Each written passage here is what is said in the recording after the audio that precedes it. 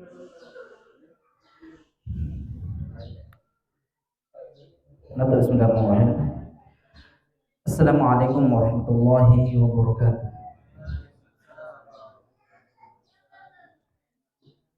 Innal hamdalillah nahmaduhu wa nasta'inuhu wa nastaghfiruh wa na'udzu billahi min shururi anfusina wa sayyiati a'malina.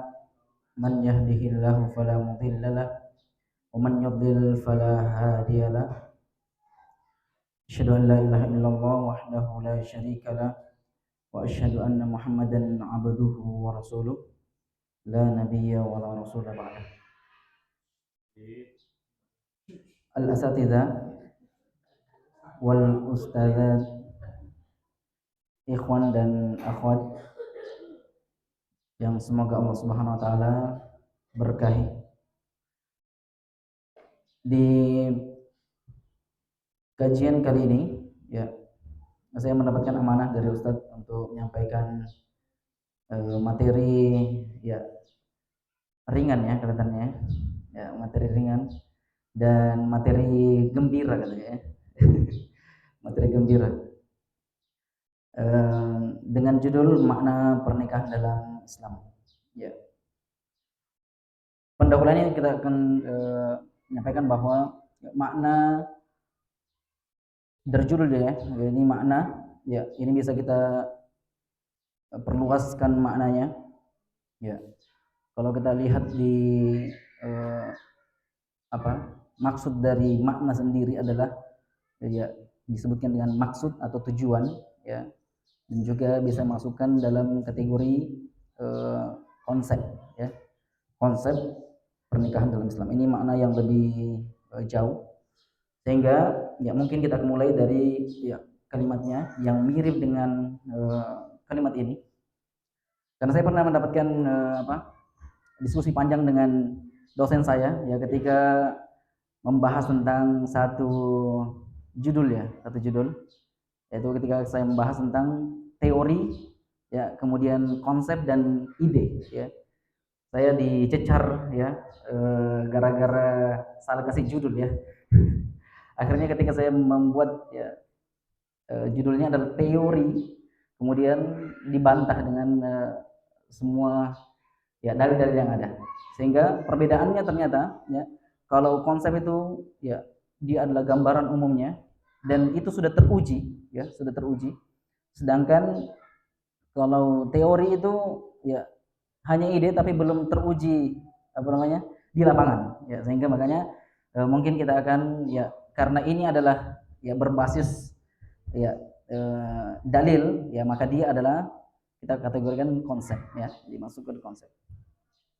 Makanya saya akan membahas dari sisi ini ya, karena dia masuk keseluruhan pembahasan ya, makanya saya membuat ya yang sama ya dari kalimat ini, yaitu konsep pernikahan ya. Makanya kalau kita membahas tentang konsep ini ya, dia adalah ide pokok dan pemahaman dasar ya, dia adalah ide pokok dan pemahaman dasar. Kalau kita ya secara umum ya, kalau kita mau buat rumah ya, tergantung siapa, tergantung konsepnya apa ya. Karena orang Sumatera beda konsep rumahnya dengan orang Jawa, dan orang Jawa berbeda konsep rumahnya dengan orang Kalimantan, dan seterusnya ya. Tergantung siapa yang buat konsepnya ya. Sehingga konsep pernikahan juga sama ya. Jadi kita mau konsep siapa ya, makanya nanti kita akan kerucutkan ke pemahaman tentang ya konsep pernikahan dalam Islam. Karena berbeda konsep pernikahan kita dengan konsep pernikahan barat ya, pernikahan ya orang Selandia Baru dan sebagainya. Jadi memang perlunya untuk memahami konsep ini ya dari dasar ini, karena tidak sama ya. Bayangkan kalau ada orang yang disuruh buat rumah ya, kalau ada tadi banyak, terus kita mau buat rumah ya, kita misalnya orang ya Jawa misalnya, yang kebiasaannya adalah rumahnya pendek ya dari dasar ya, terus kita siapa yang kita panggil tukangnya ya, tukangnya orang Jawa supaya apa, sesuai dengan konsep kita Bayangkan kalau kita mau buat rumah versi orang Jawa, kemudian kita manggil tukangnya dari orang Bugis, ya dibuat panggung itu rumah, ya ada tiangnya jadi ya, jadi rumahnya ya konsep sudah ada tapi berantakan ya. Ini makanya pentingnya memahami konsep. Dan konsep ini mencakup dari semua ini, masuk ke definisi, tujuan, ya, hukum-hukum, ya, alur, ya, kondimen, ya, semuanya, ya, karakter, ya, dan sebagainya. Jadi memang masuk semuanya nih. Konsep ini adalah ya gabungan dari semua ya dasar-dasar yang ada. Ya. Sehingga pentingnya ya memahami tentang konsep ini ya seperti itu. Karena kalau salah konsep berantakan semuanya. Ya, salah konsep ya akan kecewa kita. Makanya kita perlu untuk memahami konsep. Ya, kalau contoh lain ya misalnya ya konsep buat bakso ya. Ini mungkin karena punya pengalaman pribadi ya. Jadi konsep bakso orang Kalimantan berbeda sama konsep baksonya orang Jawa ya. Dan konsep baksonya orang Jawa beda sama konsep orang Sulawesi. Ya, karena saya ini ya lahir dan besar di Kalimantan. Saya itu kaget ketika sampai di Jakarta ini ya. Beli bakso malah dikasih bakso doang. Ini mana mie-nya? Jadi kita karena konsep yang saya pahami adalah bakso itu ya komplit semuanya ada mie-nya, ya, mie kuningnya, bihunnya, sama baksonya. Kalau kita pesan bakso harusnya sudah lengkap semua, ya. Tapi ternyata beda kalau kita di Jakarta nih, pesan bakso itu harus ditanya lagi tuh, mau komplit atau bakso aja, ya. Jadi emang karena apa? Karena beda konsep, ya, beda konsep. Ya, sama seperti misalnya ya karena ini adalah ya makanan aslinya bakso ini kan asalnya adalah dari Cina ya, dianggap Cina ya. Ya walaupun ini klaim atau tidak, tapi ya mungkin ya karena mereka yang membawa peradaban juga mungkin dari sana. Ya, kebiasaan orang Cina ya, kalau buat mie-nya itu nggak boleh putus, harus panjang begitu. Makanya kalau kita lihat ya mie orang Cina itu panjang, nggak putus, kemudian dimasukkan langsung gitu. Orang di Indonesia dipotong-potong semua itu mie-nya. Jadi emang konsep awalnya aja sudah berbeda. Makanya ya orang Cina akan marah-marah kalau dipotong-potong apa namanya makan mie. Ya. Sama misalnya spaghetti ya, spaghetti juga sama. Spaghetti itu asalnya adalah harus panjang gitu, nggak boleh dipotong-potong. Ya, makanya ya kalau orang Itali kalau kita potong apa namanya spaghetti di depan orang itu rasanya apa seperti dihinakan ya. Ya ini karena perbedaan konsep. Ya makanya konsep ini penting ya dalam pemahaman kita sebelum kita masuk ke ya dalam pernikahan. Konsep pernikahan dalam Islam ya dan konsep orang Barat itu berbeda ya dasarnya, berbeda pemahamannya. Sehingga ya kita punya konsep jelas dalam hal ini. Ya. Makanya ya konsep ini ya kalau kita naikkan ke atas dia adalah konsep itu seperti akidah ya. Kalau dalam Islam ini seperti akidah, dia adalah pemahaman dasar semuanya. Ya, akidah Islam itu adalah konsep ya. Akidah Islam kita ini adalah konsepnya semua. Ya. Kemudian setelah konsep ya, maka kalau sudah ada gambar umumnya, sekarang adalah kita butuh metode atau cara untuk mengeksekusinya. Ya, nggak make sense kalau misalnya kita punya konsep tapi nggak ada yang menjalankan, ya nggak ada caranya, maka nggak bisa, nggak jadi. Ya, seperti tadi ya kalau misalnya buat bakso, kita sudah punya gambaran umumnya, ya, terus nggak ada resep, ya ini nggak jadi juga, ya. Dia cuma angan-angan aja. Oh ini begini saya bakso tuh begini, tapi nggak ada yang ya nggak ada realisasinya maka ya tidak akan bisa berjalan. Ya, maka metode ini adalah ya tata cara atau resep ya kalau misalnya kita ya bisa kita turunkan maknanya. Maka metode ini adalah cara. Ya, kalau kita turunkan dalam syariat dia adalah syariatnya. Ya, hukum boleh dan tidaknya, ya larangan-larangan, ya perintah-perintah itu masuk ke metode semuanya, masuk di metode.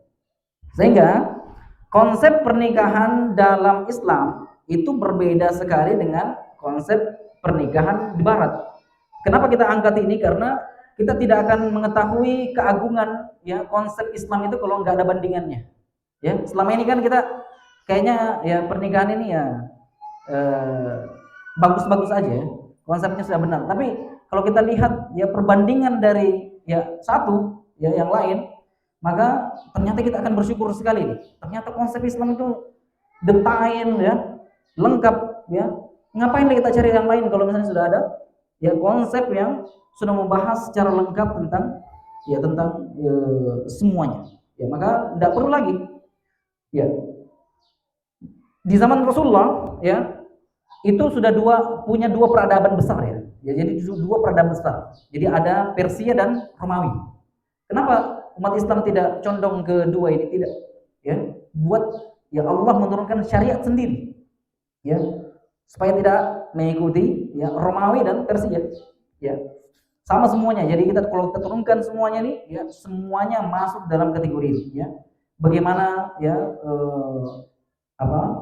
kepemimpinan, ya politik, ya kemudian bagaimana bernegara, bagaimana masyarakat, ya bagaimana buat undang-undang dan sebagainya, itu sudah diatur semua dalam. Padahal punya negara adidaya ketika itu, tapi umat Islam ya diturunkan ya aturan khusus ya bahkan untuk menyelisih dari dua ini ya. Menyelisih apa? Dua negara adidaya ketika itu, yaitu Romawi dan Persia. Ya. Bahkan ini adalah ya kemuliaan Islam ketika turun, ini konsep pernikahan turun untuk mengcounter bahkan ya. Ya.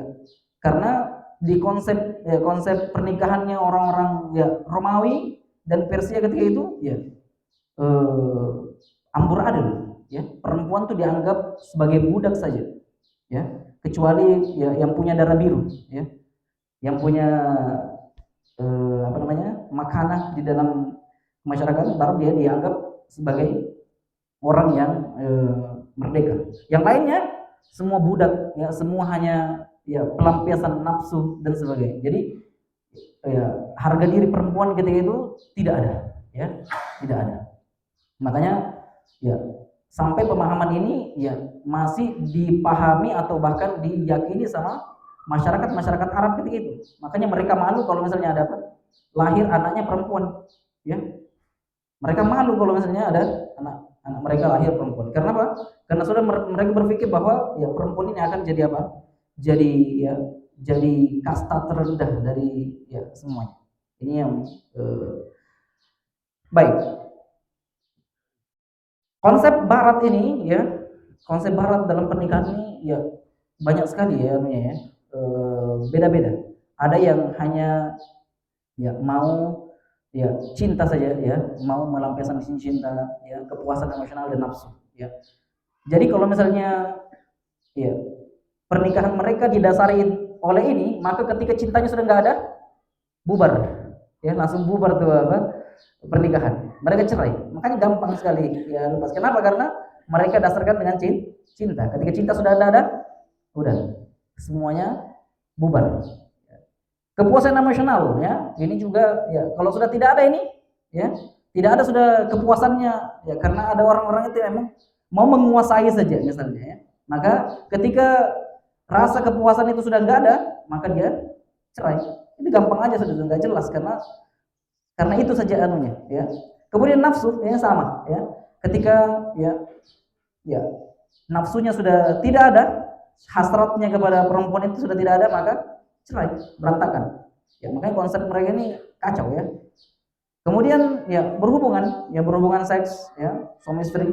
Ketika mereka sudah melakukan, mereka bosan, ya udah bubar udah konsep pernikahan mereka. Ya. Kenapa? Karena itu saja tujuan mereka. Ketika sudah itu sudah tidak ada, maka semuanya hancur. Ya. Kemudian ada juga yang mengatakan bahwa saya membentuk keluarga. Ya.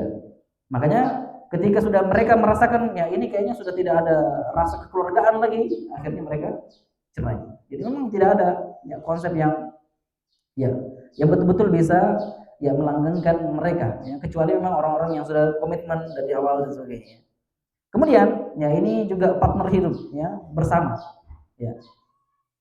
bersama pasangan, ya, mau ada yang menemani dan sebagainya. Tapi kalau sudah rasa itu sudah tidak ada, ternyata ya istrinya ini adalah wanita karir juga misalnya, sudah jarang bersama, akhirnya apa? Ini kayaknya ada dia atau tidak ada dia kayaknya sama aja, akhirnya cerai. Kenapa? Karena ya tujuan awalnya adalah ya partnernya bersama. Ya, kemudian stabilitas sosial hukum. Nah, ini biasanya didasari oleh misalnya orang-orang kaya di Eropa, ya itu biasanya untuk melegalkan warisan mereka, ya untuk melegalkan warisan mereka, mereka harus punya anak dan sebagainya. Jadi tujuannya supaya kekayaannya ini tidak diambil orang.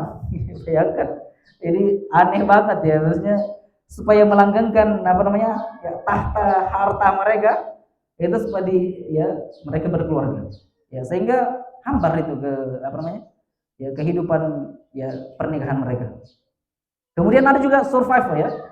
Survival ini biasanya adalah supaya kita hidup di dunia ini ya bisa survive, maka kita sama-sama cari duit. Ya nikah, istrinya kerja, suaminya kerja. Tapi ketika istrinya sudah nggak bisa kerja misalnya, atau suaminya nggak bisa kerja, udah selesai. Ya sudah nggak ada ini, akhirnya bisa. Ini memang alasan-alasan yang ya, didasari oleh ya secara umum ya orang Barat ya. Bahkan ada yang mengatakan ya di beberapa ya, eksperimen ya tentang ya orang Barat ini ya dikatakan kenapa sebagian orang Barat sekarang sudah tidak mau menikah ya, sudah tidak mau menikah, mereka mau ya supaya tidak ada status pernikahannya, tinggal bersama saja, kumpul kebo kata orang ya. Kalau sekarang sudah kumpul kebo, living together ya, sudah hidup bersama tapi tidak ada ikatan, sampai punya anak 5, 6 belum nikah, bayangkan ya. Kenapa? Karena mereka ya tidak mau ya, padahal ya muda ya, cuman kenapa mereka nggak mau? Ketika ditanya ya karena ini adalah transaksional, betul-betul pernikahan mereka adalah transaksional, betul-betul ya saya berikan ya kamu memberikan, saling memberikan ya. Memang ya unik memang ya. Dan kalau nggak percaya lihat ya pemain-pemain bola kita ya, itu banyak sekali contohnya ya, sudah punya anak 6, 7 belum nikah. Yang lucunya baru sudah umur berapa baru tunangan, itu belum nikah masih tunangan dong juga. Ya Allah, aneh banget ya. Ya ya unik memang ya konsep mereka, ya konsep pernikahan mereka ini unik ya, punya anak banyak tapi belum menikah ya. Nah, ini juga sudah mulai merambat juga ya ke Indonesia ini sekarang, pemahaman-pemahaman aneh ini nih ya sudah merambat ke Indonesia.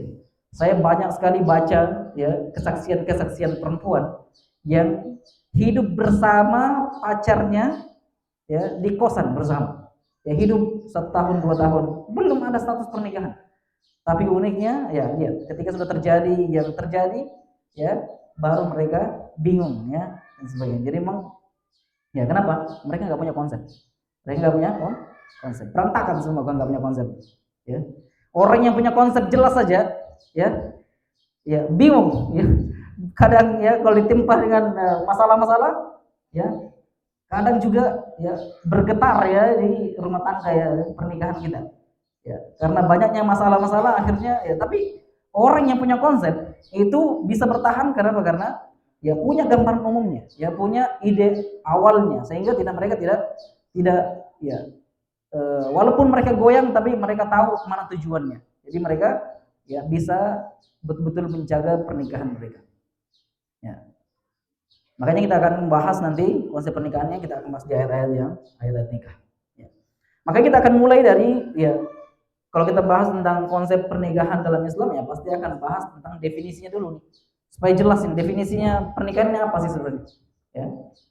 Ini dalam kitab-kitab fikih, ya ini yang paling masyhur dalam ya kalau kita bahas ya secara bahasa ya.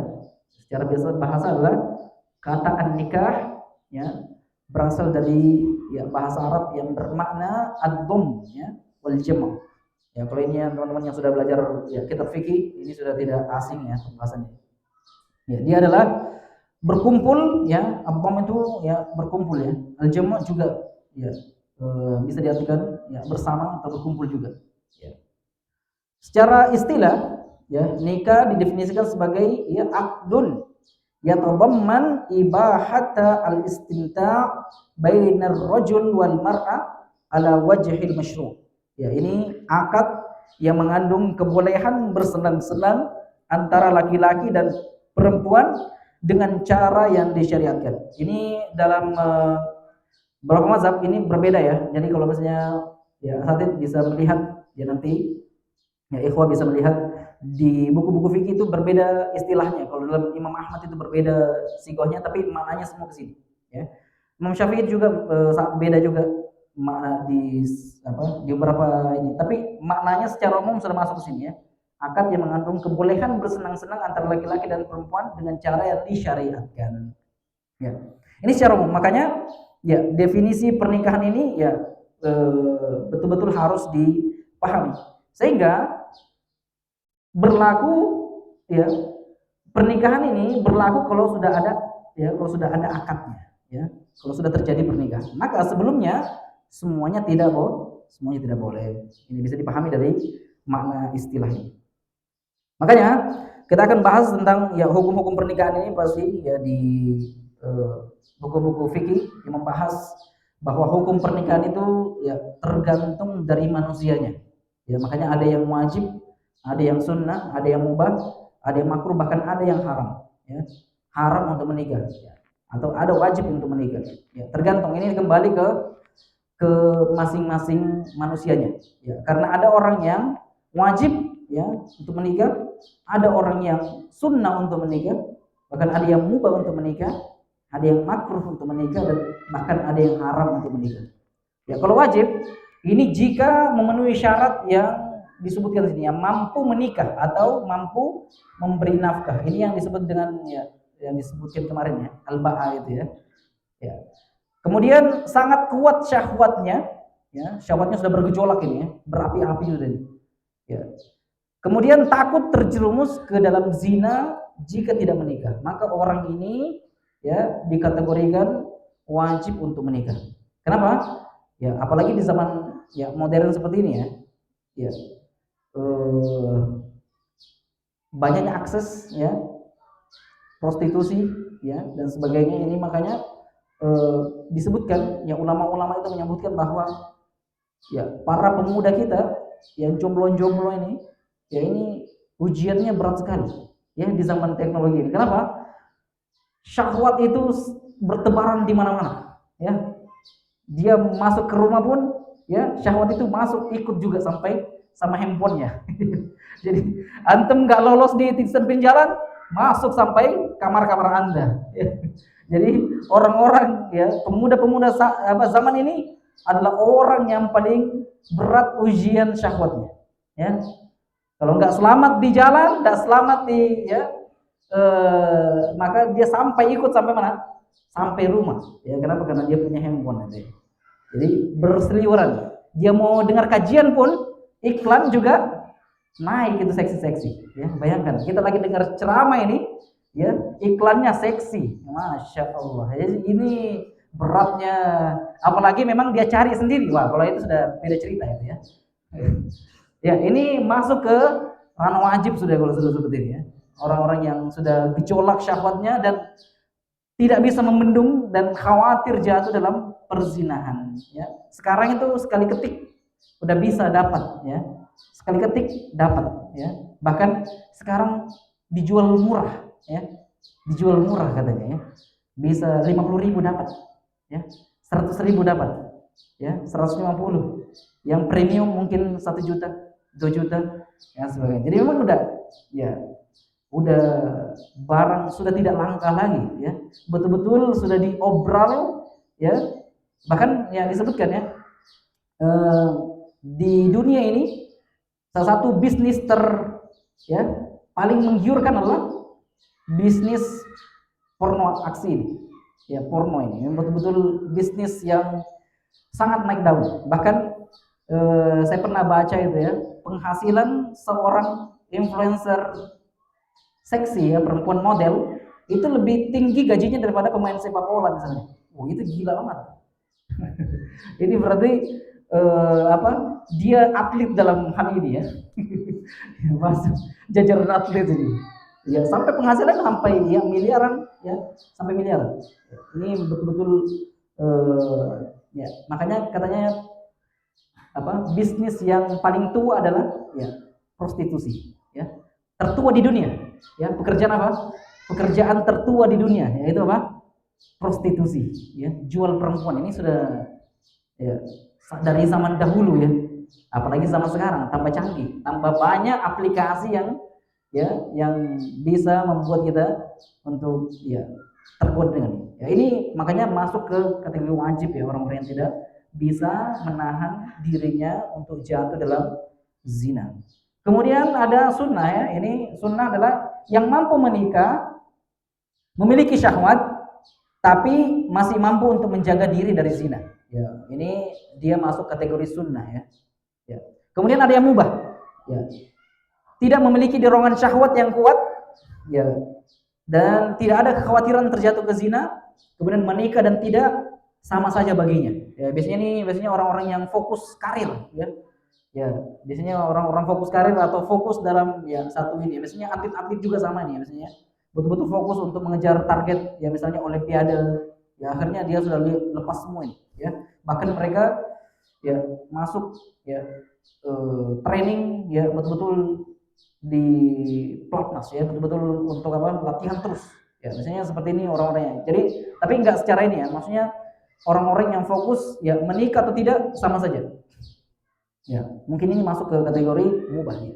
Kemudian makruh ya tidak mampu untuk beri nafkah tapi dikhawatirkan ya dan juga dikhawatirkan menelantarkan hak pasangan. Nah, ini jadi makruh ya jadi makruh hukumnya jika tidak mampu untuk beri nafkah dan dikhawatirkan ya menelantarkan hak pasangan.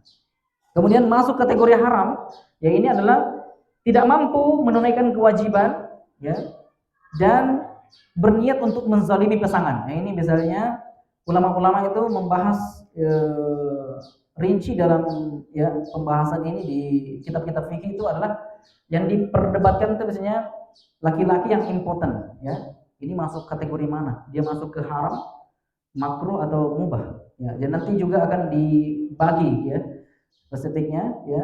Apakah orang yang impoten atau laki-laki yang impoten itu haram untuk menikahi karena masuk ke kategori yang tidak mampu untuk menunaikan kewajibannya sebagai seorang laki-laki dan juga ya menzalimi pasangan ya karena asalnya orang menikah ya untuk ya diberikan ya hak-haknya itu ya maka mungkin dia masuk ke kecuali naik ke tingkatannya kalau dia bisa jadi makruh ya dia impoten ya kemudian ada kesepakatan misalnya makanya di awal pernikahan ya itu betul-betul harus ditanyakan juga ini ya jangan sampai ya setelah menikah ya ternyata nggak berdiri ini juga ya perlu untuk ditanyakan dalam sesi sebelum menikah ya pranikah. Naik tingkatannya dimubah jika ini biasanya kategori yang disebutkan orang yang impoten tapi orang kaya ya untuk menjaga kehormatannya ya dia menikah ya tapi sudah negosiasi memang sama pihak keluarga perempuan bahwa saya ini dia jujur memang ya saya misalnya impoten dan bisa berdiri kemudian saya bisa memberikan semua hak-hak dan sebagainya ya sesuai kesepakatan maka dia masuk ke dalam kategori ini bisa menjadi mubah ya dan tidak akan masuk ke kategori atasnya ya jadi paling akhir dia masuk ke mubah. Kenapa? Karena dia ada kekurangan yang tidak bisa. Yang walau alam apakah ini pembahasan nanti masuk ke medis jika sudah masuk apakah dia bisa disembuhkan atau tidak nanti ya pembahasan di medis. Tapi kita akan bahas tentang hukum saja ya makanya ulama-ulama itu rinci dalam pembahasan ini ya. Orang-orang itu betul-betul nggak bisa langsung divonis dia wajib ya dia sunnah dan sebagainya. Ini betul-betul per kasus ya manusia-manusia. Ya makanya dibahas panjang dalam kitab-kitab fikih dalam hukum. Kemudian ya kita akan bermasuk ke tujuan ini ya. Ya. Tujuan pernikahan ini sudah dibahas ya oleh ustaz kita kemarin ya ustaz kita ya dalam surat Ar-Rum ayat 21 ya ini wa min ayatihi an khalaqalakum min anfusikum azwaja litaskunu ilaiha wa ja'ala bainakum mawaddatan wa rahmah inna fi dzalika la ayatin liqaumin yatafakkarun. Ini sama dalam surat Al-A'raf 188 ya. Beda sigoh saja ya. Sama maknanya litaskunu ilaiha. Ya, ini juga sama litaskunu ilaiha juga ya, tapi berbeda sigoh saja. Ya, baik. Tujuan pernikahan ini ya dari ayat ini bisa kita ambil ya 4 ya, minimal 4. Asalnya ada 3 ya. Tapi ya kita masukkan ibadah kepada Allah ini yang paling pertama karena dia adalah tujuan yang pertama dalam banyak-banyak landasan ya. Kemudian litaskunu ilaiha. Ini awal ya tujuan pernikahan kita yang kita sebutkan dalam ayat ini adalah sakinah ya. Yaitu litaskunu ilaiha. As-sakanah ini kalau dalam bahasa Arab ini artinya adalah ya makanya ada arti sakan ya, as-sakan. Itu diartikan asrama ya kalau dalam bahasa Arab kita, asrama atau tempat tinggal, as-sukna ya, ini tempat tinggal, tempat kembali. Ya, litaskunu ilaiha. Makanya disebut dengan sakinah. Makna sakinah inilah tempat kembalinya ya kepada ya istri-istri kita. Dia adalah tempat kembali. Dia adalah tujuan untuk kembali. Kemudian mawaddah ya. Mawaddah ini biasanya diidentikan dengan fisik ya, biasanya fisik ya. Pelayan ya dan sebagainya. Ini semuanya bentuk kontak fisik biasanya masuk ke mawaddah ya. Masuk ke semua di mawaddah. Adapun warahmah ini biasanya non fisik ya, seperti misalnya cinta, ya, kasih sayang, ya, tanggung jawab dan sebagainya, ini semua masuk ke makna warahmah. Ini juga sudah jelaskan panjang ya, makanya saya nggak perlu untuk bahas panjang dalam makna ini. Tapi ya bagaimana Allah Subhanahu wa taala membuat konsep ya tujuan pernikahan itu ya dalam surat ya Ar-Rum ini ya ayat 21. Ini jelas sekali. Ketika orang tidak mendapatkan sakinah di rumahnya, nah ini sudah berbahaya ya. Makanya harus saling menjaga ya.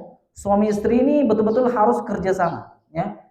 Kerjasama untuk apa? Untuk ya memahami ini. Karena kalau suaminya saja yang paham, istrinya nggak paham, atau sebaliknya istrinya saja yang paham, suaminya nggak paham, berantakan. Kenapa? Karena konsep awalnya nggak sama. Konsep awalnya nggak sama, bubar itu ya. Makanya aduh, nggak ada ini. Saya pulang ke rumah nggak ada orang ya. Ini aneh, ini pernikahan ya.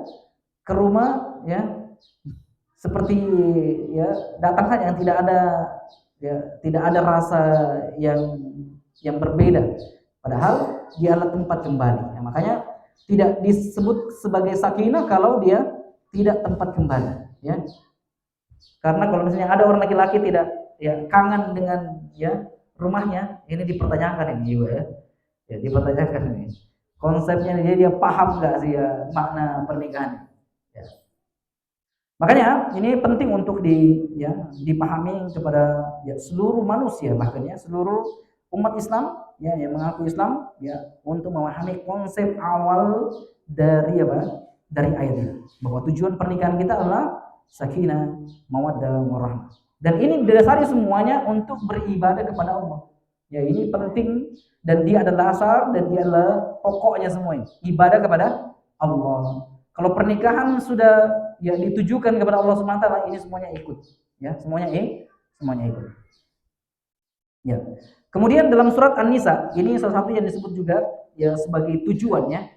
Tujuan ya konsep pernikahan ini adalah ar-rijalu qawwamuna 'alan nisa bima faddalallahu ba'dahum 'ala ba'd wa bima anfaqu min amwalihim.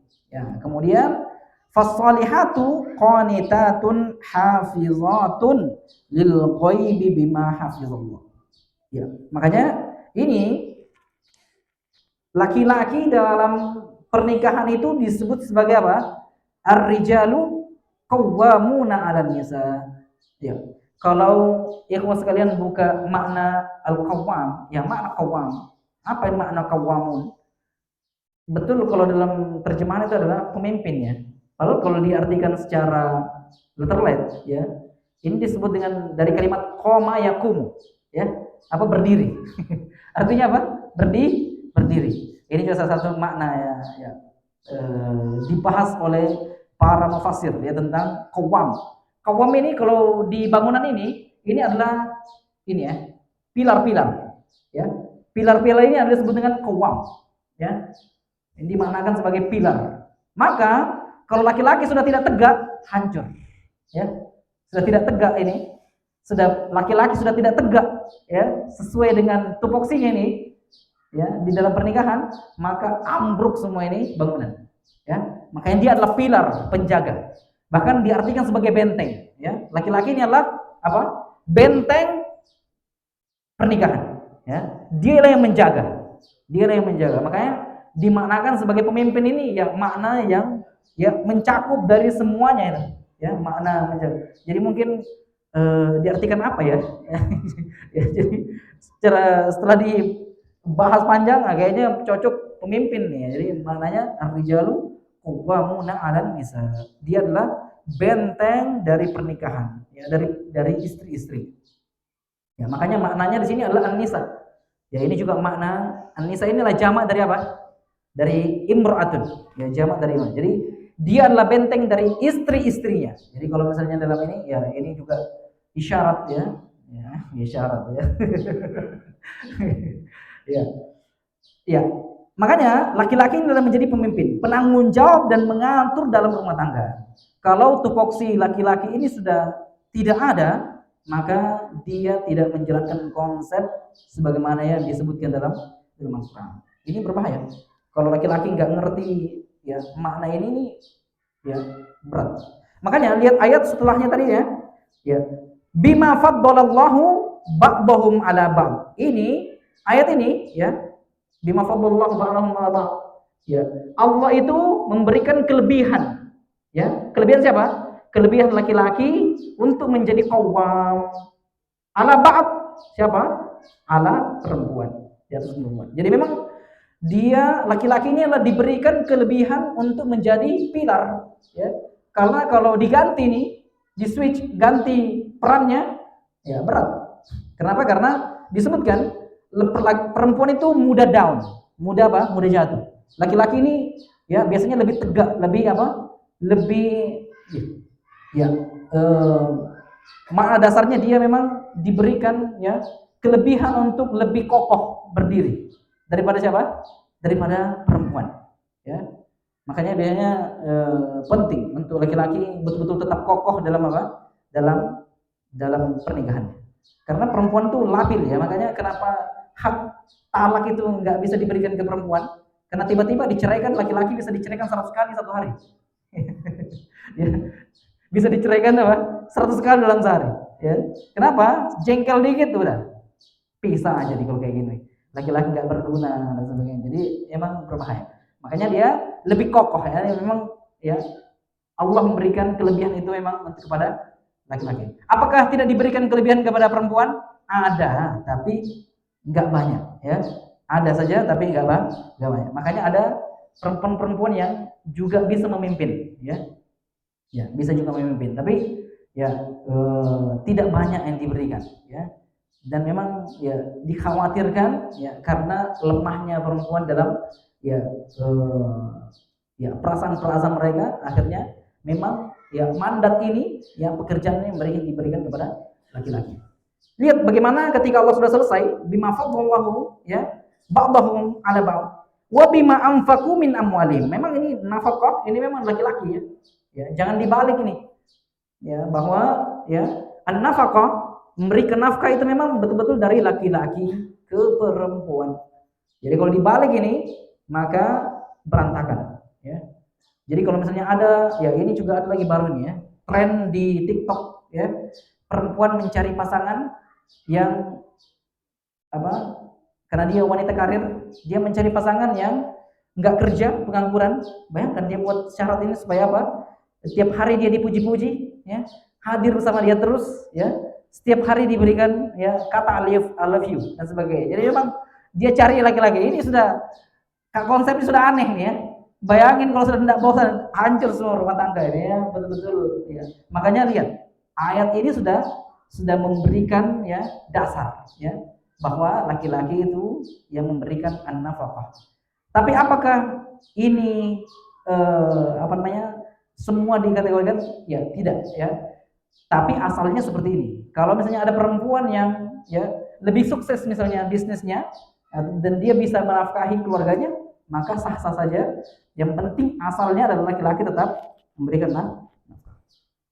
Ya. Kemudian wanita, lihat ketika Allah Subhanahu wa taala menyebutkan ar-rijalu qawwamun 'alan nisa. Dan setelah itu ya, Allah itu tidak langsung membuat apa? Setelah ini tidak disebutkan fannisa'u, ya tidak. Tapi Allah langsung memberikan apa? Memberikan ya kalimat fasolihat, ya fasolihat. Ini dimaksudkan siapa? Perempuan-perempuan. Fasolihat. Makanya fasolihat itu tidak langsung dinisbatkan langsung kepada perempuan. Ya. Dia adalah pekerjaan yang pertama langsung disebutkan dalam ayat ini adalah fasolihat. Dia adalah as-sulh, ya, dari kalimat ya salaha yasluhu. Ini mungkin ya. Ini memperbaiki, ya, memperbaiki. Maka tugas perempuan adalah memperbaiki. Jadi asalnya memang perempuan ini yang harusnya sering minta maaf, ya.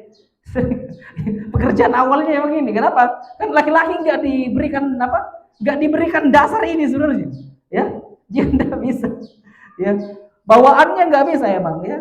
Makanya perempuan ini diperintahkan memang untuk apa? Untuk memperbaiki. Dialah yang memperbaiki dari dalam, ya. Jangan sampai semua sudah disebutkan ke laki-laki, pulang ke rumah dia pula disuruh ya kerjaan semuanya dan ya diminta untuk minta maaf lah dan sebagainya. Jadi pening laki-laki akhirnya, ya. Akhirnya rumah bukan untuk tempat kembali, ya, malah berubah semua haluan, ya. Kenapa? Karena ya makanya banyak tingkat perceraiannya karena tadi ini. Ya tupoksi ini nggak dipahami oleh perempuan. Ya, tupoksi ini nggak dipahami oleh perempuan. Makanya tugas pertama, mandat pertama perempuan dalam ya surat An-Nisa ini adalah fasolihat. Dia yang memperbaiki. Ya, rumah tangga ini betul-betul dia yang mengatur. Rajanya dia, ya. Dia lah yang, kalau bayangkan, kalau kita dalam rumah tangga ini, ya Pak, kita pilih yang ngambek bapak atau ibu, siapa yang kita pilih? Kalau ada pilihannya, lebih baik yang ngambek bapak atau ibu. Kalau bapak yang ngambek, santai aja, masih aman-aman dunia. Tapi kalau ibu ngambek, semuanya harus ikut ngambek. Kenapa? Karena semuanya didiamin, nah ya, kan anak didiamin, suami semuanya, ya. Makanya dia yang harus apa? Makanya dia yang diberikan tugas untuk apa? Untuk memperbaiki semua.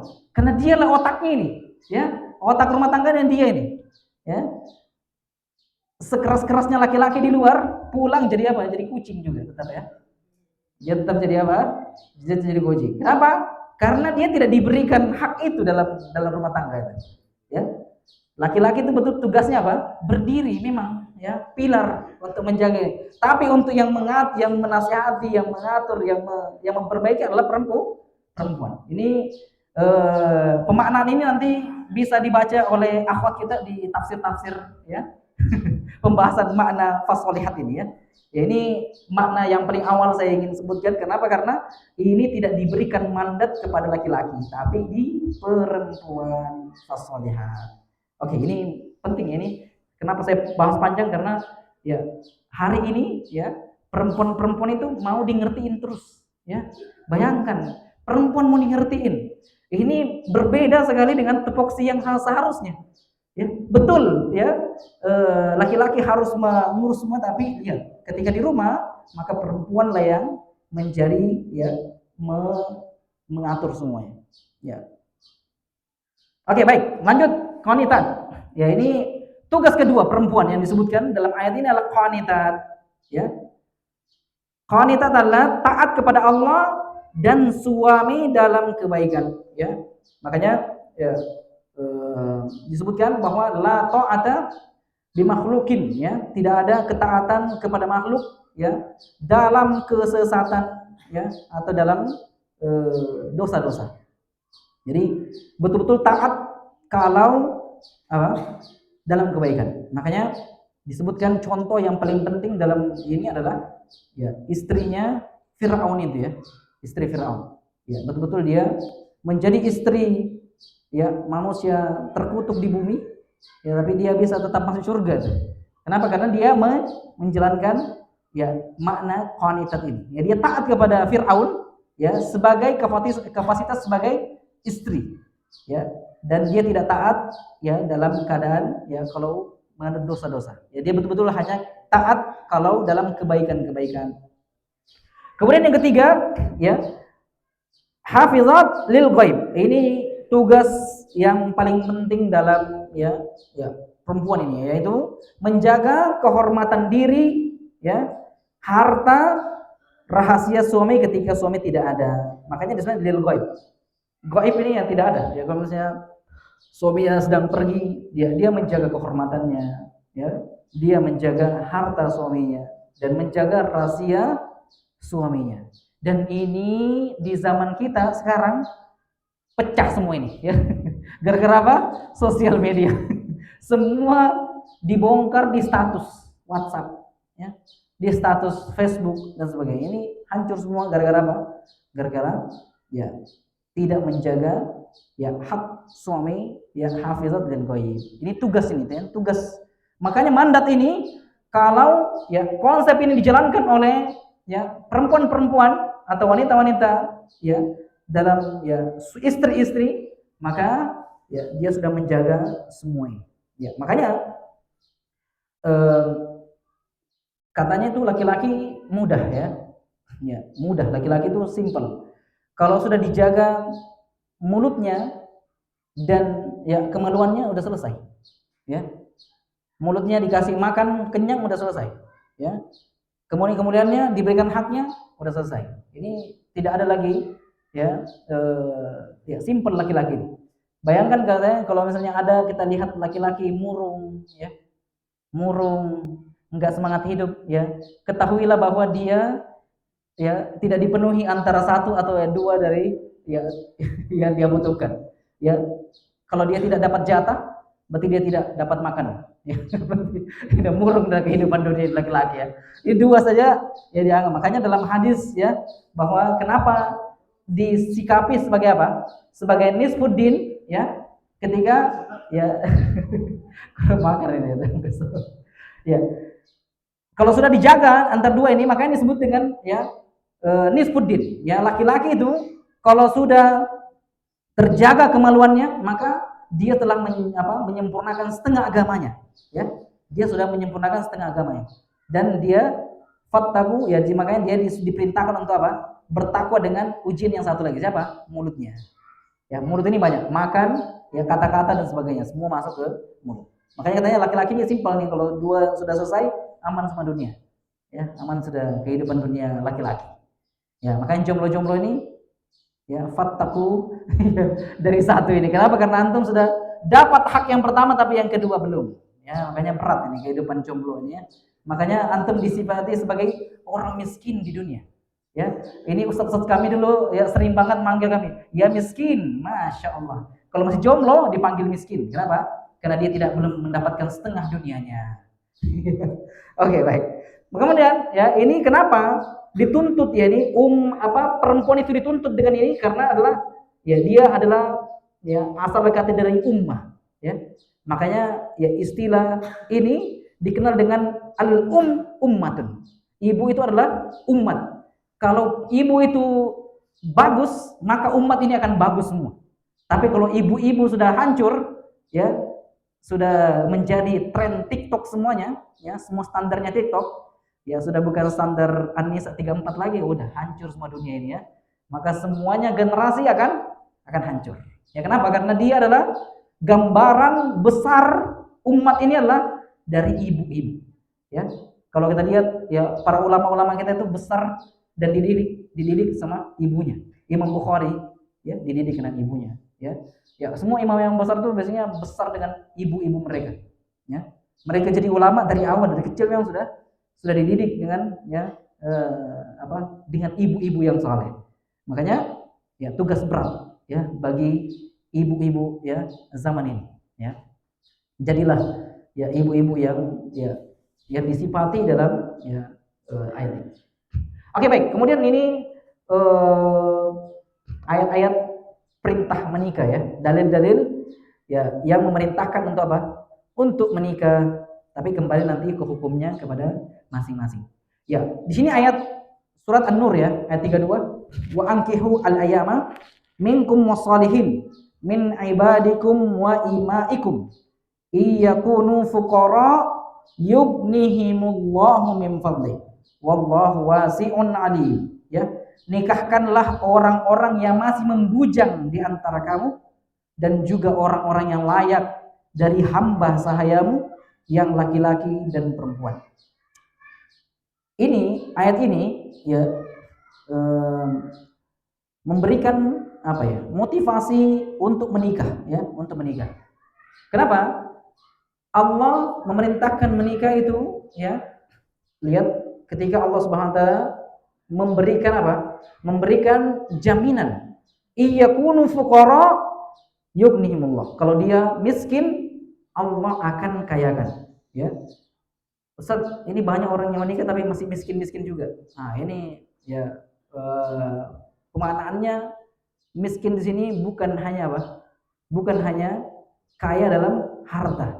Makanya ya kata Ustaz kita kemarin ya, Ustaz Samsul, ya, kalau kategori rezeki itu hanya disempitkan kepada duit ya, kepada harta, maka ya nggak ada mau jadi guru, nggak ada yang mau jadi ustadz, ya nggak ada yang mau jadi.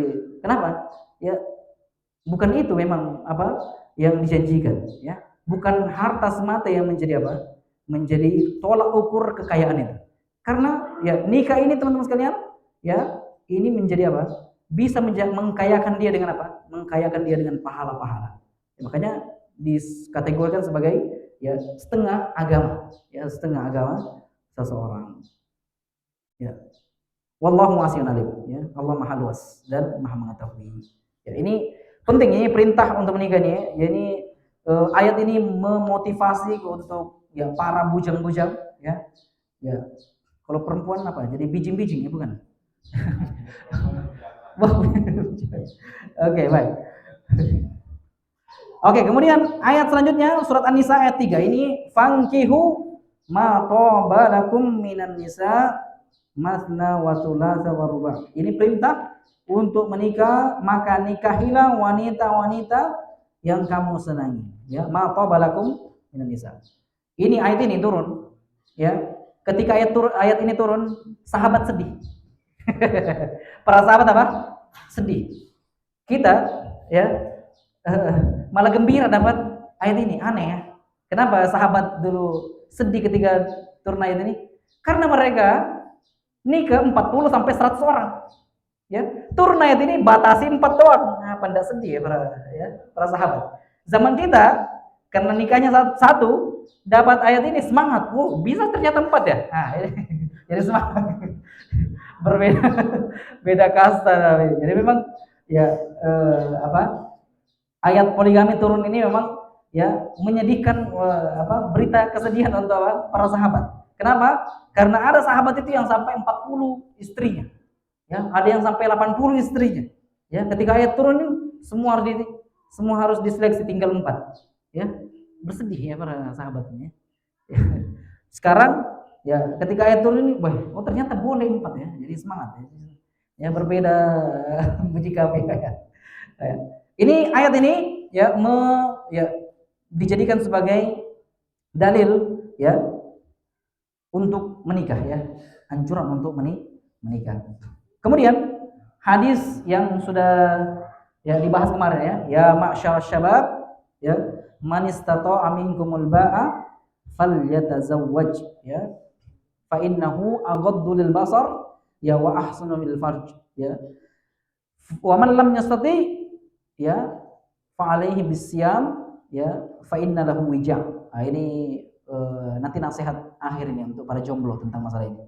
Ya, maka ya masyarakat syabab ya man istata'a minkumul ba'a ya siapa yang telah ya sanggup ya diartikan sebagai sanggup ya. Al ba'a ini sanggup. Sanggupnya adalah ya harta dan kemampuan ya semuanya ya masuk kategori ya. Ya. Falyatazawwaj ya maka menikah. Ya. Ini anjuran ini. Hadis riwayat Bukhari dan Muslim. Kemudian ya dalil yang terakhir yang disebutkan an-nikahu sunnati. Nah, ini penting nih. Ya. An-nikahu sunnati wa man raghiba an sunnati falaysa minni. Ya, bahwa nikah itu adalah sunnahku, ya. Karena Nabi SAW melakukan pernikahan. Ya. Maka dia adalah sunnah Nabi SAW. Siapa yang tidak suka atau benci dengan sunnahku, maka dia bukan golongan, ya, bukan golonganku. Ini ya, tahziran untuk orang-orang yang nggak mau menikah, ya. Ya, tidak ada uzurnya tapi ya. Bagi tidak ada yang uzur. Ya, para ulama-ulama itu, ya seperti Imam An-Nawawi, ya disebutkan ya sampai ya karena saking sibuknya mengurus ilmu sampai lupa menikah. Ya, bukan tidak mau menikah ya, memang dia lupa menikah karena saking sibuknya dengan apa? Dengan ilmu. Ya. Kemudian ini dari Anas bin Malik ya radhiyallahu anhu bersabda, "Idza tazawwajal 'abdu faqad iktamala nisfuddin." Ya. Falyattaqillah fi an-nisfil baqi. Ya, apabila seorang hamba menikah, maka sungguh dia telah menyempurnakan setengah agamanya. Ya, maka hendaknya dia bertakwa kepada Allah pada setengah yang tersisa. Ya, setengah tersisa yang disebutkan adalah mulut ya. Yang disebutkan dua ya, ujiannya yaitu kemaluan dan mulut. Ya, maka ya sudah pembahasan ini kemarin sudah dibahas sama Ustaz kita Ustaz Agusman ya di kajian sebelum iftar itu ya. Ya, pembahasan. Kemudian dari hadis Abu Hurairah ya radhiyallahu anhu Rasulullah sallallahu alaihi wasallam bersabda, "Salasatun haqqun 'alallahi aunuhu." Ya, ini ya. Al-mujahidu fi sabilillah, ini yang pertama.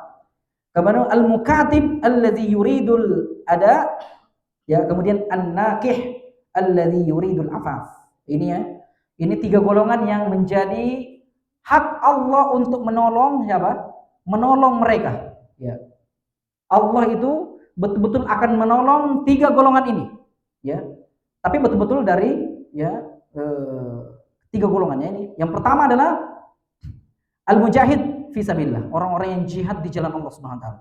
Ya, Allah akan tolong ini ya. Makanya tidak boleh salah niat ya, betul-betul jihad fi sabilillah. Kalau dia jihad dengan niat yang salah, maka Allah tidak tolong. Ya, tidak tolong. Betul-betul fi sabilillah. Ini yang pertama. Kemudian yang kedua, al-mukatib alladzi yuridul ada. Oh, seorang budak ya yang ingin menebus dirinya. Ya Allah akan tolong itu. Ya, kalau sekarang sudah memang alhamdulillah sudah tidak ada perbudakan ya. Tapi kalau misalnya betul-betul ada dan kita misalnya jadi budak, maka kita berusaha untuk mengumpulkan duit untuk kita beli diri kita sendiri, bebaskan diri kita, maka Allah akan tolong orang yang seperti ini. Ya. Kemudian yang ketiga, inilah yang disebutkan ya. Ini betul-betul jomblo ini harus punya niat ini. Ya. Supaya apa? Supaya Allah tolong. Ya. Supaya Allah tolong. Yaitu apa? An-nakih alladzi yuridul afaf. Orang yang ingin menikah untuk menjaga kehormatan. Ya.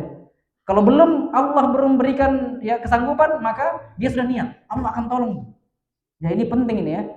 Allah akan tolong dan ini harus diyakini benar-benar nih, ya. Untuk menjaga apa? Menjaga kehormatannya, ya. Ya, ini ya harus diyakini kepada seluruh jomblo-jomblo, ya. Ya. Dan jomblowati, ya juga. Ini yang betul-betul apa? Yang ingin menjaga kehormatan dia. Ya, dia nikah untuk menjaga kehormatan. Kemudian di sini ada doa jomblo ini ya. Yang di doa jomblo yang disebutkan dalam Al-Qur'an ya. Ada dua ayat ya. Ada dua ayat yang dijadikan sebagai apa? Doa ampuh ya bagi ya para jomblo. Ini harus dicatat bagi para jomblo-jomblo ini ya. Ya. Yang pertama ini doa Nabi Musa ya. Ketika Nabi Musa melarikan diri, ya. Nabi Musa melarikan diri karena dikejar dengan ini, ya. Karena dia sudah meninju orang, kemudian meninggal satu pukulan itu. Kemudian setelah itu dilaporkan bahwa dia mau ditangkap untuk disidang, kemudian dikabarkan untuk lari. Akhirnya dia lari, kemudian setelah itu ketemu dengan perempuan terus dia tolong, diberikan minuman ya kambing-kambingnya, gembalanya dan sebagainya. Setelah itu dia duduk di pohon. Nah ini nih. Ini syahidnya ya. Ketika Nabi Musa duduk di pohon, dia berdoa dengan doa ini. Ini harus dihafal kepada seluruh jomblo-jomblo ini ya. Ya. Dalam surat apa? Al-Qasas ayat 24. Ya. Rabbi inni lima anzalta ilayya min khairin fakir. Nah, ini perlu untuk dihafal ya. Ya.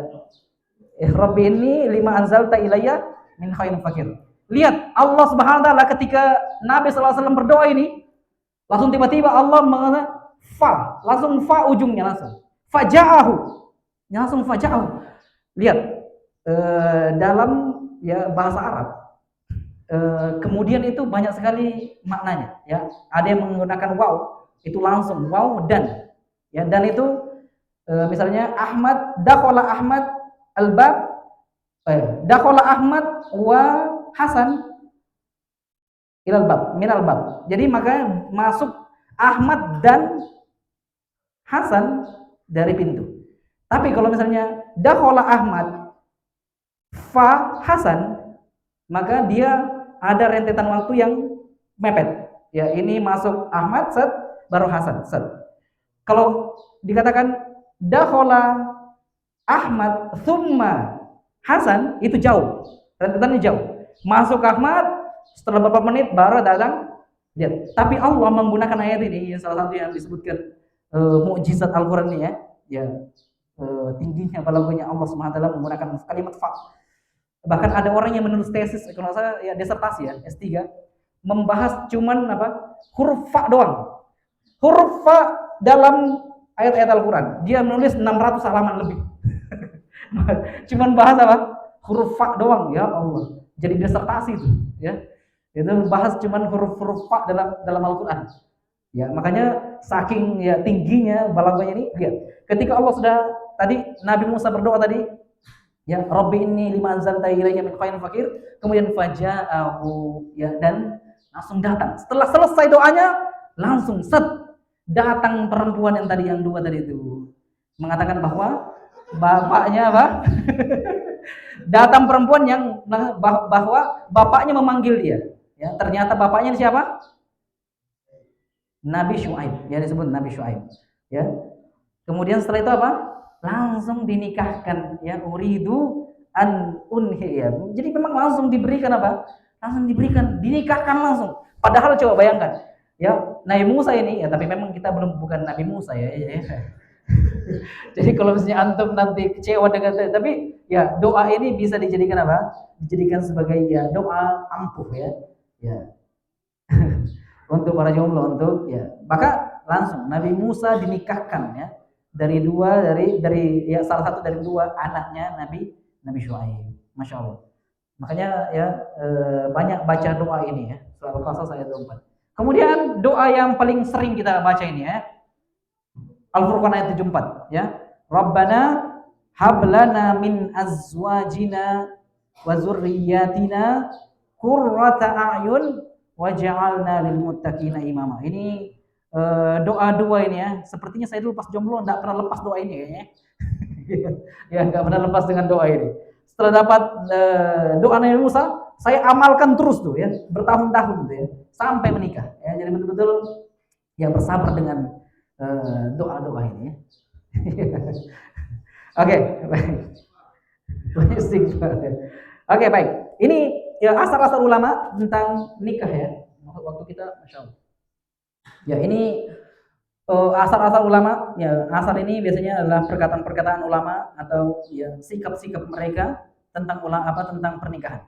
Ya, ini yang paling terkenal adalah ya kayaknya riwayat ini yang paling sering saya ingat ya. Ya Ibnu Mas'ud ini ya. Seandainya tidak tersisa dari ajal kecuali 10 hari, aku masih mampu menikah, niscaya aku akan menikah karena khawatir fitnah. Bayangkan, ini Ibnu Mas'ud, ya, seorang ulamanya sahabat, ya, yang mengatakan dia akan menikah walaupun dia sudah tahu ini tinggal 10 hari meninggal karena khawatir fitnah. Bayangkan ini yang masih muda-muda ini fitnahnya besar banget ya.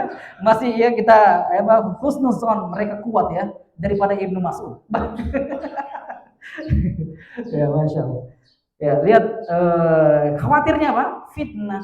Karena fitnah terbesar yang disebutkan ya dikategorikan dalam Al-Qur'an dalam surat Al-Imran kemarin ya, yang masih ingat ya. Al-Imran ayat 14 ya. Zuyyina lin-nas hubbus syahawat. Syahwat yang pertama An-nisa. Gila ini memang ya. Langsung pertama memang adalah ya fitnah terbesar adalah perempuan, langsung di kategori yang nomor 1 tuh ya. ya, the top ya. The best of ya. Emang pertama itu Nisa, ya, perempuan ya. Betul-betul laki-laki ini ya terfitnah sekali dengan perempuan. Ya, ini perlu untuk diketahui oleh perempuan, ya. Perempuan kenapa? Ya, auratnya itu dari atas sampai bawah. Karena semua dari perempuan itu menarik untuk laki-laki. Ya, makanya kenapa perempuan itu tetap harus pakai kaos kaki, ya supaya apa? Karena laki-laki lihat kaki saja terfitnah. Ya, bayangkan ini akhwat dengar ini ya. Laki-laki lihat kaki-kaki kalian itu terfitnah. Ya. Bayangkan baru lihat kaki aja dia sudah bisa membayangkan ya semua tubuh perempuan itu. Saking ngerinya imajinasi laki-laki itu. Ya. Dan ini kayaknya nggak bisa dibantah ya, kayaknya laki-laki normal ya semuanya ya. Ya, makanya ulama-ulama itu lihat ketika membahas tentang aurat perempuan ini sampai-sampai ada yang mengatakan perempuan tuh harus cuma kelihatan mata satu aja. Bayangkan satu kayak udah harus mata satu aja. Bayangkan tuh. Membayangkan saking ngerinya ulama membahas tentang aurat perempuan. Bukan membahas tentang cadar lagi, burka. Harus cuma lihat mata itu pun dari jauh lagi. Harus ya betul-betul satu mata. Itu kelihatan satu mata saja bisa membayangkan itu bahaya yang laki-laki ini. Terfitnah betul dengan perempuan. Ya. Ini berbahaya. Ini makanya Ibnu Mas'ud ya khawatir dengan dirinya dengan fitnah perempuan ini. Ya, ini Masya Allah. Kayaknya ini sepakat ini. Kayaknya nggak ada bantahan dalam hal ini. Ya, karena berat sekali ya. Oke, kemudian ini juga asar yang disebutkan ya tidak ada anjuran hidup membujang dalam Islam. Oh, ini ya tidak ada ya. Ya, tidak ada ya. Umat ini bahkan dibangga-banggakan oleh Nabi SAW di akhir kiamat adalah karena banyaknya apa? Banyaknya umatnya. Gimana umat banyak kalau bujang? Ya, enggak.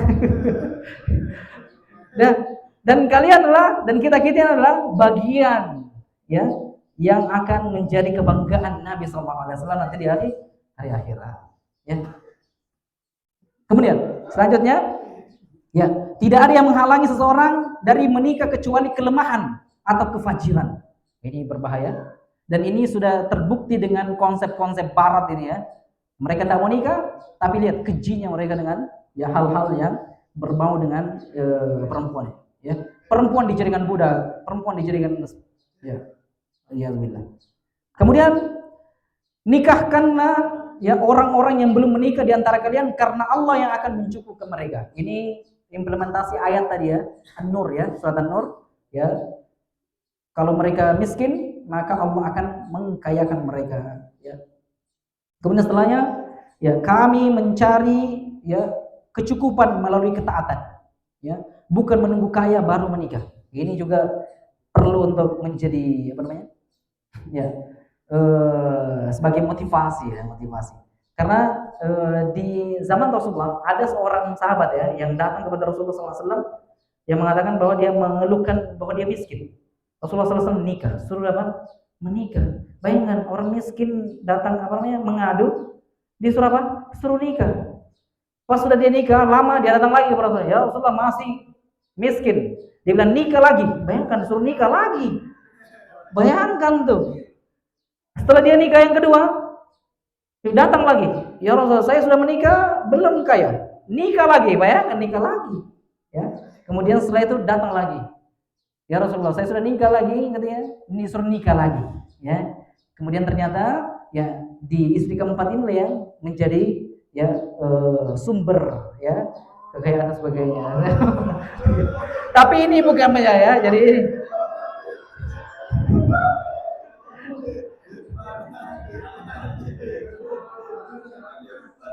ya walaupun ya asar ini ya disebutkan ya ada yang melemahkan ada yang tapi tergantung kondisi ya, harus tidak boleh dijadikan sebagai ya dasar ini ya, bahaya ini ya. Ini tidak bisa makanya kenapa ayat yang paling jelas adalah al-ba'a itu yang pertama. Jangan dijadikan dasar ini yang pertama ya. Yang pertama adalah al-ba'a adalah ya masyarakat syabab man istata'a minkumul al-ba'a. Ini yang pertama, ini yang kaidah khususnya ini. Ini hanya per kasus. Makanya hadis-hadis itu, ikhwah, itu betul-betul harus per kasus. Tidak bisa. Ini Nabi itu mengetahui luar dalam manusia. Ya, dia tahu ini laki-laki cocok ini dan sebagainya. Makanya dia dimotivasi untuk itu dan sebagainya. Ya, jangan sampai antum boh. Nah, itu sahabat antum tidak seperti sahabat itu ya, enggak. Antum tidak seperti sahabat itu. Jangan pede sekali antum dengan seperti sahabat itu ya. Karena ini terjadi ya seorang sahabat yang minta jabatan, ya, seorang sahabat yang minta jabatan, ya. Ya, datang minta aja, berikan saya jabatan ya Rasulullah. Kemudian Rasulullah mengatakan, antum tidak sanggup, ya, tidak sanggup, tidak usah, tidak boleh. Kenapa? Dia tahu. Padahal kalau dia adalah sahabat, ya, sahabat Rasulullah SAW, ya terakhir sebelumnya, tapi tidak diberikan. Ya, jadi ini per kasus ya. Jadi ini hanya sebagai apa selingan dan tidak bisa dijadikan dasar untuk antum menikah banyak tapi miskin, ya. Enggak. Ya. Kemudian barang siapa yang tidak menikah, maka dia tak sempurna dalam banyak perkara. Nah, ini penting karena dia adalah nisbuddin tadi disebutkan bahwa orang yang menikah itu biasanya katanya ya, ini walaupun tergantung nanti personalnya. Biasanya orang yang sudah menikah biasanya lebih khusyuk sholatnya. Wallahu alam, ya. Tapi secara apa namanya? Logika ya, karena dia sudah tenang, ya, karena dia sudah dicukupkan setengahnya, maka dia lebih mudah untuk apa? Lebih khusyuk, bisa lebih khusyuk daripada jomblo-jomblo. Tapi tidak menutup kemungkinan jomblo-jomblo ini lebih khusyuk karena meminta kepada Allah Subhanahu wa taala. Ya, ini ya tergantung dari perspektif, tapi ya asalnya ya dia tidak sempurna dari banyak perkara. Ya, orang-orang jomblo ini ya sulit, ya biasanya lebih sulit fokus dan sebagainya. Kemudian asar yang selanjutnya, tidak ada yang lebih membantu seorang dalam menunduk pandangan selain menikah, ya. Ya, jadi makanya hadis yang disebutkan setelah itu ya, fa innahu aghaddu lil basar, ya. Ya, karena kalau menikah itu lebih membantu, ya, untuk menundukkan pandangan. Karena disebutkan dalam hadis ya, kalau kalian lihat ya sesuatu dari perempuan, maka pulanglah. Karena yang di rumah atau istri Anda itu ada semuanya dari perempuan yang antum lihat tadi, ya. Kalau misalnya antum lihat perempuan di tengah jalan, ya di samping jalan, ya, kemudian membangkitkan syahwat Anda, ya, maka pulanglah karena yang dimiliki sama perempuan yang tadi semua ada di istri-istri kalian. Jadi tidak ada, ya, memang ini nasihat untuk kalau jomblo bagaimana? Ya nggak bisa pulang, ya nggak ada. Ya dia betul-betul harus bersabar, ya. Betul-betul harus bersabar. Ya ini ayat-ayat yang tentang hubungan sama istri, ayat itu ya. Kunna libasul lakum wa antum libasul lahum. Ya, istri-istri kalian adalah pakaian bagi kalian dan ya kalian adalah pakaian bagi mereka. Ya, jadi memang seperti baju ya. Kita tuh nggak mau baju kita itu kotor, ya. Baju kita nggak mau kita kotor. Ya, siapa di sini yang sudah kalau kena kotoran sudah risih ya sih. Kalau kita lihat ada noda saja kita risih. Ya, jadi jangan sampai dikeluarkan aib-aibnya karena dia adalah istri-istri kita, ya. Dan istri-istri jangan mau ya umbar-umbar aib-aib suami karena dia adalah ya tampak dari luar semuanya baju-baju kalian. Kemudian surat Al-Baqarah ayat 223 ya. Nisa'ukum harsul lakum fa'tu harsakum anasyitum. Ini ya perempuan atau istri-istri kalian adalah seperti ladang bagi kalian, maka datangilah ladangmu kapan saja dan di mana saja dengan cara apa saja. Hadis ini turun, ayat ini turun karena ya juga disebutkan ya karena ketika apa muhajir datang ke Ansar dan menikah ya sahabat ya dari Mekah menikah dengan sahabiat di Madinah, kemudian terjadilah kebiasaan-kebiasaan mereka ya, kebiasaan-kebiasaan berhubungan ya di Mekah itu kebiasaan mereka ya dari mendatangi perempuan-perempuan mereka dari belakang ya, sedangkan di Madinah ya kebiasaan mereka ya dari atas. Jadi memang ketika itu ya sahabat ini mengadu kepada Rasulullah SAW, kemudian ya turunlah ya ayat ini disebutkan bahwa nisa'ukum harsul lakum fa'tu harsakum annasyitum, ya, datangi istri-istri kalian seperti ladang. Antum mau cangkul dari mana tuh ladangnya? Mau dari sini, mau dari atas, ya, terserah. Ya, tapi nanti ada batasannya ya illa tidur ya, kecuali nanti pembahasan panjang tentang ya larangan untuk menggauli perempuan. Kemudian nanti di sini sebutkan ya hadis Nabi sallallahu alaihi wasallam. Saya tidak munculkan Arabnya karena nggak cukup ini tempat slide-nya ya. Ya, pada kemaluan salah seorang dari kalian adalah sedekah. Ya, ini banyak-banyak bersedekah ya. Itu banyak bersedekah. Ya, ya, pada kemaluan yang salah seorang dari kalian adalah sedekah. Ya, para sahabat bertanya, "Wahai Rasulullah, apakah seorang menyalurkan syahwatnya lalu mendapatkan pahala?" Beliau menjawab, "Bukankah jika disalurkan pada yang haram berdosa, maka jika pada yang halal maka mendapatkan pahala." Jadi memang ya ini menjadi apa?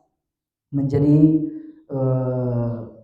ya motivasi juga ya untuk banyak ya amal kita ya bersama pasangan ya. Dalam hal ini yaitu berhubungan ya dengan suami istri. Kemudian ini waktu kita Masya Allah sudah.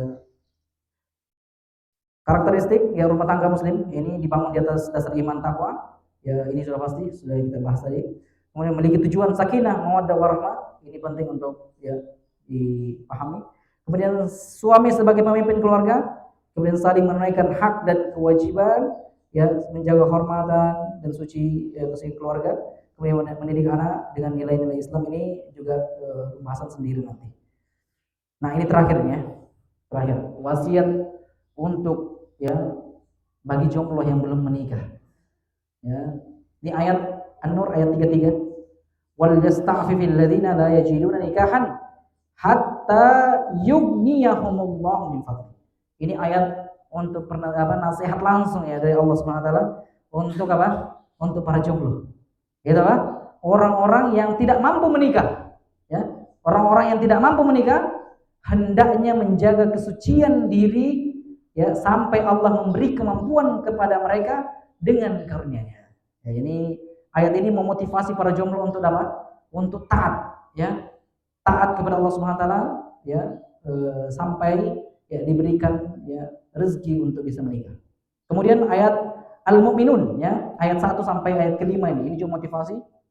Yaitu qad aflahal mu'minun ya, sungguh beruntung orang-orang yang beriman. Siapa dia? Salah satunya disebutkan di ayat kelima adalah walladzina hum li furujihim hafizun. Orang-orang yang apa? Yang menjaga kemaluannya. Nah, ini para jomblo ini jaga kemaluan Anda. Ya, jaga kemaluan Anda. Nah, ini nasihat khusus juga untuk para jomblo ya. Tapi nasihat umumnya kepada semuanya, ya. Kepada yang sudah menikah juga tetap harus menjaga apa? Menjaga kemaluannya. Ya, karena ini ya disebutkan sebagai orang yang beruntung. Ya, salah satunya adalah orang yang menjaga kemaluannya. Kemudian terakhir adalah puasa. Ini untuk orang yang tidak bisa menikah, maka hadis selanjutnya yang tadi kita sebutkan, waman lam yastati fa alaihi bisawm fa inna lahu wijah. Ya, dan barang siapa yang belum mampu untuk menikah, maka hendaknya dia berpuasa. Karena puasa itu menjadi perisai baginya. Ini ada anekdot di asrama kita dulu, selalu kalau misalnya ada yang tanya lagi puasa, iya puasa apa? Puasa jomblo, ya. Puasa bujang, bayangkan tiap hari dia puasa. Ya, ini anekdot doang ya, walaupun sebenarnya nggak boleh ya. Ini puasa setiap hari ya, walaupun nanti alasannya adalah puasa jomblo. Ustaz, syahwat tiap hari gimana? Puasa setiap hari saya ini. Nah, jadi nanti puasa yang paling tinggi adalah puasa Nabi Daud ya, yaitu puasa satu hari tidak, satu hari puasa, satu hari tidak. Jadi nggak bisa puasa full ya, sepanjang tahun puasa karena syahwat. Allahu Akbar. Ya, takbir betul ya. Oke, baik. Ini sudah terakhir ya. Ini bagi para jomblo yang mau baca buku-buku yang saya ambil dari ini kitab. Jadi dalil-dalil yang saya ambil dari kitab ini ya, dari kitab Tuhfatul Arus ya, Tuhfatul Arus. Kalau buku ini Tuhfatul Al-Husain. Ya, ini kitab ya, favorit ikhwah dulu ketika kami masih belajar dulu. Ya, ini buku favorit ikhwah untuk baca ini. Tapi bacanya langsung lompat. Langsung lompat di mana? Langsung kaifa. Lah, kaifa langsung ya. Ndak dibaca dari awal, enggak mau kodima, no, langsung cara, baik, cara langsung. Langsung masuk lompat ke bab cara berhubungan langsung lah. Ini emang yang favorit ikhwah jadi pindah langsung ya. Kalau dalil-dalil yang tadi yang sebutkan saya ambil dari kitab Tufatul Arus, yaitu halamannya sampai 349. Itu dalil-dalil yang saya ambil tadi saya pindahkan semua dalam bentuk ini. Saya nggak tahu apakah sudah ada terjemahannya ini ya, saya kurang tahu, tapi ikhwah boleh cari ya. Atau ini ada yang bahasa Indonesianya, ya bahagia mereka cinta, lapis-lapis keberkahan, dan ada sutra umum. Ini cuman ini ya, ikhwah-ikhwah yang mau ya punya apa wawasan ya, ya bisa baca buku-buku. Syukran ya, jazakumullah khairan. Mungkin ini pembahasan kita di pertemuan kali ini. Semoga apa yang kita ya sampaikan bisa bermanfaat dan teman-teman yang lain bisa beroja ya, yang sudah senior ya beroja saja ini ya. Ini kayaknya khususnya untuk para jomblo-jomblo dan jomblo mati ini ya. Oke. Sebelum kita selesai ada pertanyaan ya nih insyaallah. Ada titipan dari Ustadz untuk memberikan pertanyaan